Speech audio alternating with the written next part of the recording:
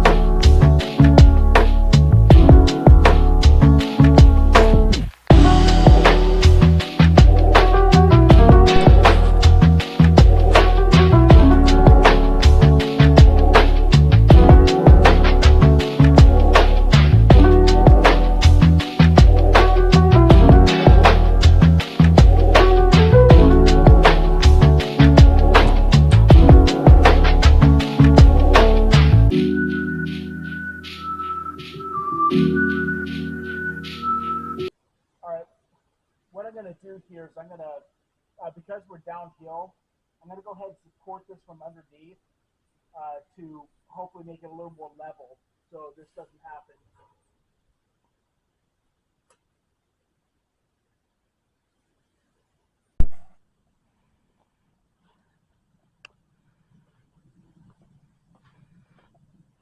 I'm not sure if the smoke is visible coming out of the top there, but I'm just starting this with some boxing material, a few sticks lying around. The flame's already, let me go ahead and close the door here.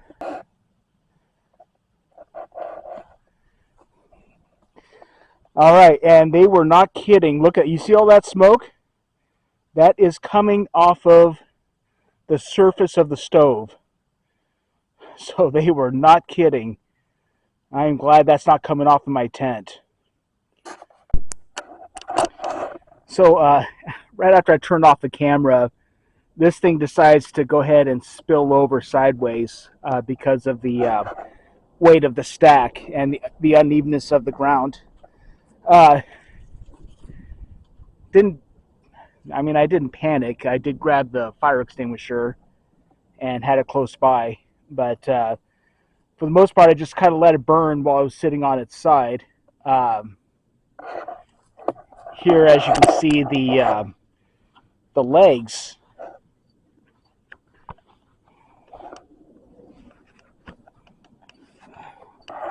are failing to support it. So that's not a problem. I mean, I already know how I'm going to fix it, and it's going to be with the use of these cinder blocks to provide additional support for the legs.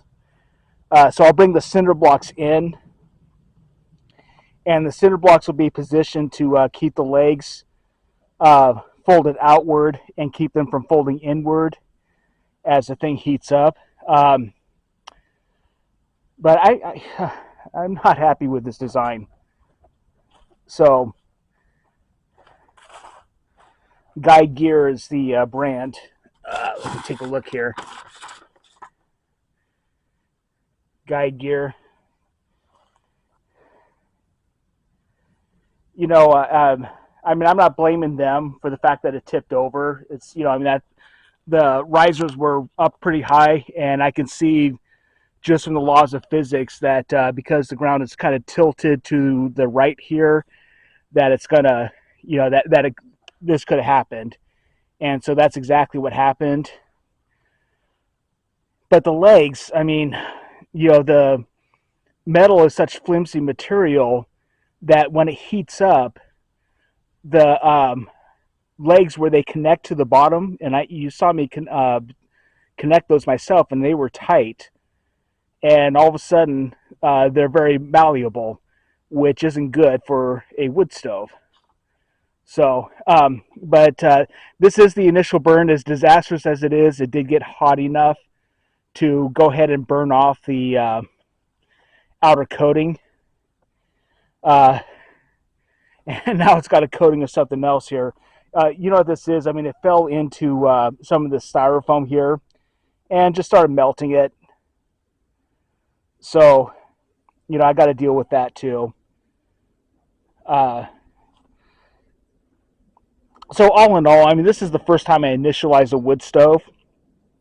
So it's not like I'm an old hand at this, but still, even my mistakes aside, I do not like how this is built.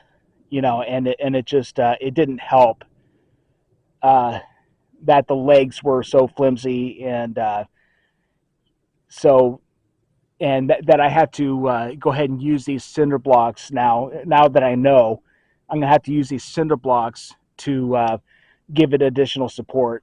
So I'll go ahead and sign off for now. I'm gonna go ahead and let this cool down so I can get it installed.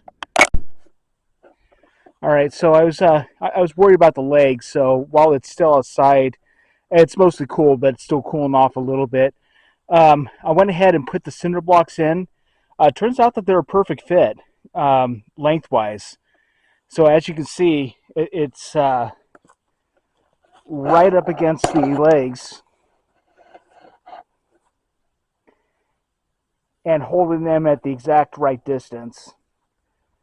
So this will work. I'm actually very pleased with this, even though um, shouldn't have to do this, but at the same time, now that I've been forced to do it, it actually is a more sturdy setup. And you know me, I always try to go for the strongest structure possible, and this is going to work great. So I went ahead and opened up the stove jack right there.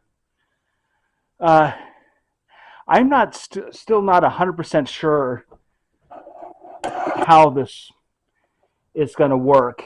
I already can see that that pipe is going to be too big, and it's already given instructions here on how to cut in order to make it just big enough for the pipe to fit through. So so that's what we're going to do. It's going to be a little bit of a project to get it to be the exact right size. But if it works right, then I won't have to get a silicone sleeve to fit over it. We'll see how this works. All right, so I did this. I think I did a good job here.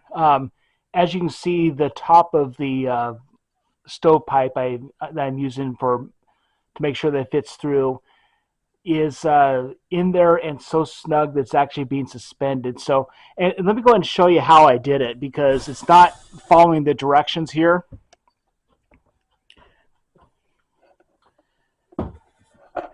So the directions say to like use a pair of scissors and you know cut around in order to make a slightly bigger opening. That's not what I did. What I did is I used a rotary tool like this.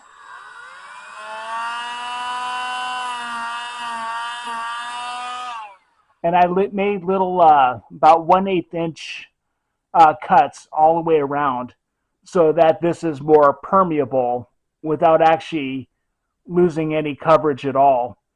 So that the wood stove can actually push its way through and still hug tightly. So I mean I think that this is actually better than what they're instructing us to do. Uh, and as you can see, that thing was just hanging in there, its own weight being supported by the hug it was getting from the stove jack. So I'm glad I did it this way. All right, so it's in place where it's supposed to be in the alcove I've designed for it. And as you can see, it's goes right through the stove jack. However, that is not the end of the story, and unfortunately we're not going to be able to burn any wood with it like this, and I'll show you why.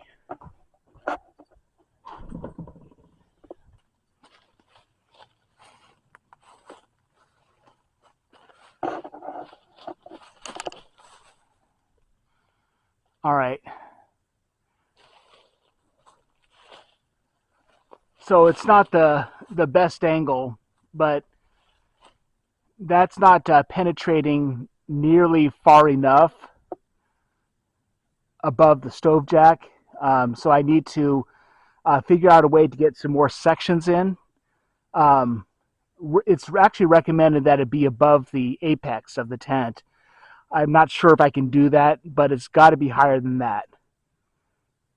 So I'm going to go ahead and go to the hardware store and see if I can find a solution that'll make that work.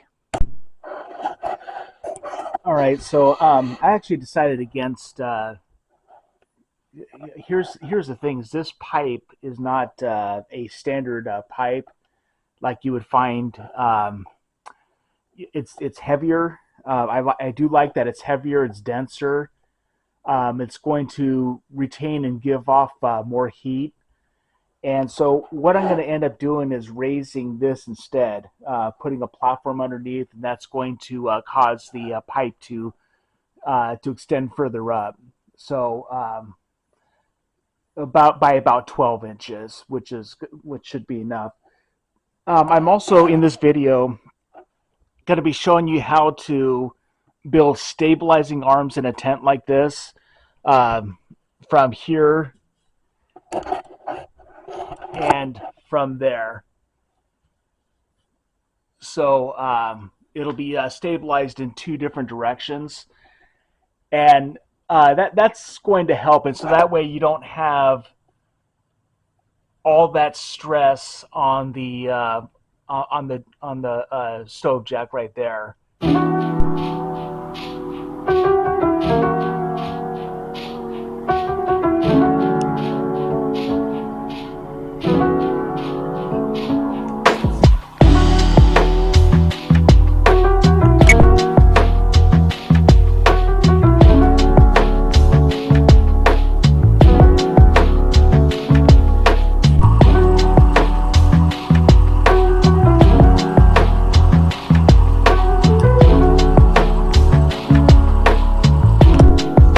Alright, so this will be the final segment on the wood stove video.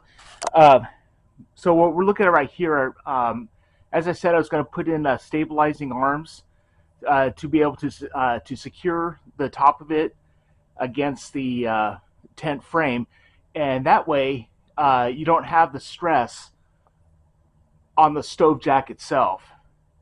Alright, so it's being held at 2 points right there, and then right up there too. And what this does, first of all, let me go ahead and show you how I did it. So I'm using hose clamps, metal tape, and a 6-inch hose clamp to go around the stack there, and over there as well.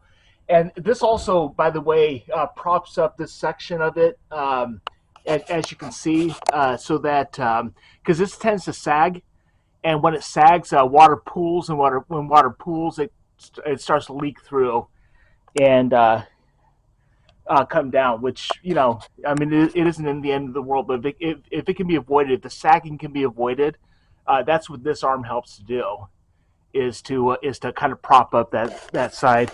So I'm fairly confident that this isn't going anywhere.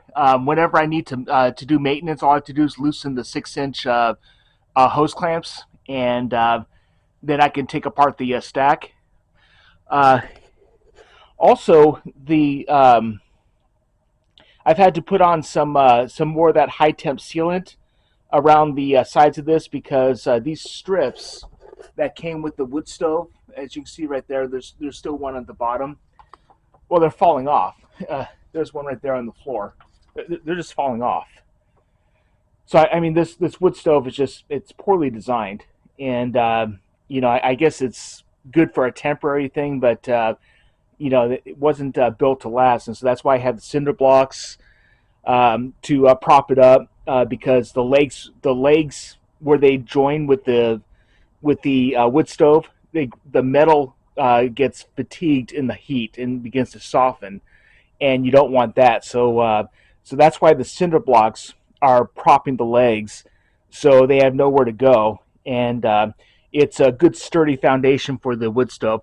By the way, this right here is just a simple camp uh, a tea kettle, and it's kind of nice because it gets it. I mean, it gets it hot enough to where I could just pour myself a cup of tea at night.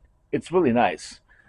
So anyway, that is my wood stove, and it is installed.